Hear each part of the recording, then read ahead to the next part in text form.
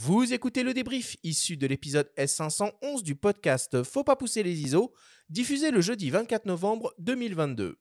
Cette émission est présentée par Sony et sa gamme de boîtiers hybrides plein format photo et vidéo pour les professionnels et les amoureux de la belle image.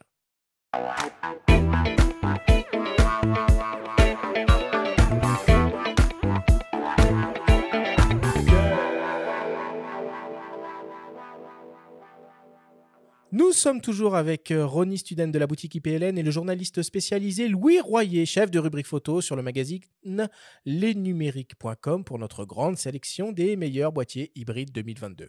Ronnie, Louis, si on devait essayer de résumer et de synthétiser tout ce que l'on s'est dit pendant cette émission, ça va pas être facile. Peut-être pour commencer, Louis, est-ce que tu pourrais essayer de nous résumer en quelques mots, d'un point de vue technologique et tendance, cette année 2022 ? Alors, cette année 2022, ça a été le renouveau du suivi autofocus. C'était tous les constructeurs maintenant ont lâché les chevaux pour mettre des suivis autofocus boostés à l'IA, si on peut dire que c'est de l'IA, au deep learning, et qui te reconnaissent tout un tas de sujets, qui les suivent. Donc chez Sony, des insectes, on a des oiseaux en tout genre, des animaux en tout genre, des trains, des avions, des voitures. Enfin, voilà, les appareils photo, du corps, les parties du corps. L'appareil photo, il chope le sujet, il le lâche plus, et si tu fais une photo floue, ben en fait c'est toi qui es mauvais, c'est pas l'appareil photo, quoi. C'est fini, c'est pas la faute à la manette, là, c'est vraiment des appareils très très haut de gamme, et au plus aussi, on en a pas parlé avec la 7R5 tout à l'heure, bah, des stabilisations toujours plus performantes, quoi. 8 stops de stabilisation, tu peux tenir 3 secondes avec ton boîtier à main levée, c'est hyper impressionnant. Ronnie, les nouveautés de l'année qui sont les plus pertinentes, les plus marquantes? Le retour, ou en tout cas l'avènement de l'APS-C avec le R7, si je dois parler de boîtier, la consécration du plein format avec toutes les évolutions techniques qu'on a pu citer. Et puis, même si c'était plus vraiment un débat, le fait que ce soit vraiment rentré dans les mentalités de tout le monde, que ce soit des amateurs, que ce soit des passionnés ou soit des professionnels, que voilà, l'hybride, non seulement...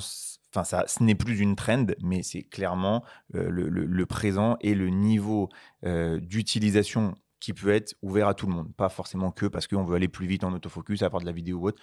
Et ça, c'est très important. Oui, et juste très rapidement, l'abandon de l'obturation mécanique sur le Z9. Ça, c'est quand même une nouveauté technologique importante de l'année.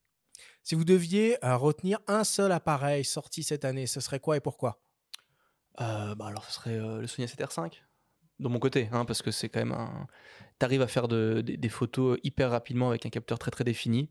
Il n'a pas vraiment de défaut majeur, à part un rolling shutter très prononcé, mais sinon c'est un appareil extrêmement polyvalent. Tu fais du studio avec, tu fais du street avec, et on n'imaginait pas avec des capteurs très définis. Il y a 10 ans, très définis, c'était 30 mégapixels, c'était 25 mégapixels, on est à 60, et le truc, il les avale sans problème.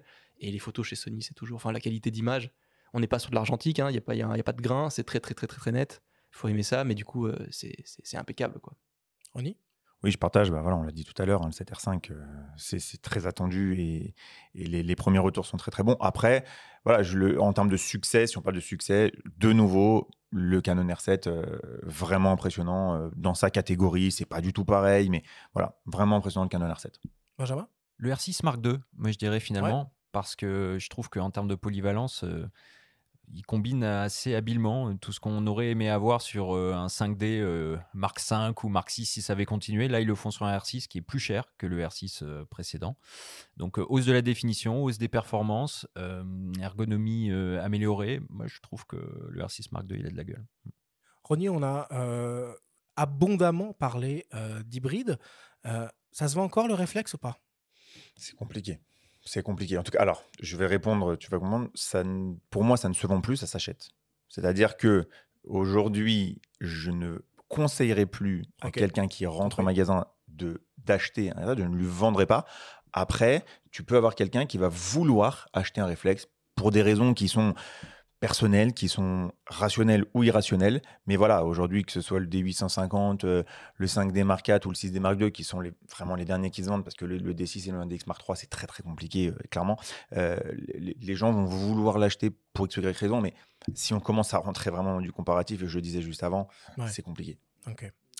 Selon vous, pour terminer, comment se dessinent les tendances de l'année 2023 ? Doucement, on va glisser vers la préparation des Jeux Olympiques. Donc on sait que là, à ce moment-là, les constructeurs, même s'il y a des boîtiers très récents performants, on sait que les constructeurs historiques vont commencer à nous sortir des trucs très performants pour les Jeux Olympiques. Alors pas forcément Nikon qui a sorti le Z9, qui marche un peu sur tous les tableaux, mais chez Canon on attend beaucoup du R1 qui normalement c'est un secret de polichinelle, il devrait arriver prochainement a priori, et on attend aussi pas mal de chez Sony qui vont faire pas forcément un A1 Mark II mais plutôt un A9 Mark III pour voilà, pas trop défini mais très très véloce, et c'est un peu ce qui se dessine sur des boîtiers. La vidéo, je pense qu'on est quand même arrivé à un certain niveau très très élevé là, ils vont peut-être un peu marquer le pas, mais je pense doucement qu'ils vont se tourner pour les hauts de gamme vers les Jeux Olympiques, et avec des optiques idoines qui manquent toujours un petit peu sur certains constructeurs historiques. Benjamin, toi, selon toi, la tendance 2023, ça va être quoi? La tendance, ou plutôt des souhaits, encore des améliorations au niveau de l'autofocus, notamment peut-être chez des marques qui se limitent encore à la détection de contraste. On voit de plus en plus de rumeurs là qui bruissent sur la toile, donc on espère que certains vont passer à la détection de phase. Et puis l'élimination, on parle des JO 2024 du sport, l'élimination du rolling shutter. Là, je pense qu'il y a du boulot chez pas mal de constructeurs, notamment Sony, la 7R5, c'est vrai. Moi, je l'ai essayé un peu en vidéo et je trouve que le rolling shutter est quand même encore bien présent. Donc, il y a des axes encore d'amélioration, même si on est à un niveau déjà de performance qui devient redoutable, quoi. Et gestion peut-être de la mémoire tampon aussi. Il y a certains boîtiers qui n'encaissent pas les niveaux de rafale dont on peut parler, à moins d'avoir des cartes vraiment très très performantes, mais qui coûtent très très cher. Et pour terminer, Ronnie? Je pense que beaucoup de choses ont été citées au niveau des boîtiers. J'ajouterais peut-être effectivement le côté, pourquoi pas, du stockage interne. On en parlait avec le Blad tout à l'heure, qui peut devenir une norme sur les boîtiers professionnels. Après, moi, vraiment, personnellement, mon attente principale pour l'année prochaine, c'est vraiment les optiques. Des marques comme Nikon. Oui, mais c'est pas l'émission. Je sais, mais c'est la semaine prochaine, donc c'est encore une ouverture. C'est que des transitions gratuites. Tu veux rester, Ronnie? Tu C'est veux que des transitions revenir la semaine prochaine? Les marques comme Canon et Nikon, voilà, les boîtiers, on les a dit, ils sont là. Effectivement, il faut de l'optique native, il faut du Sigma, il faut du Tamron compatible. Après, ils se débrouillent comme ils veulent. Mais moi, mon attente principale, même si je suis hors sujet, c'est les optiques. Parfait, on conclut là-dessus. Merci à tous.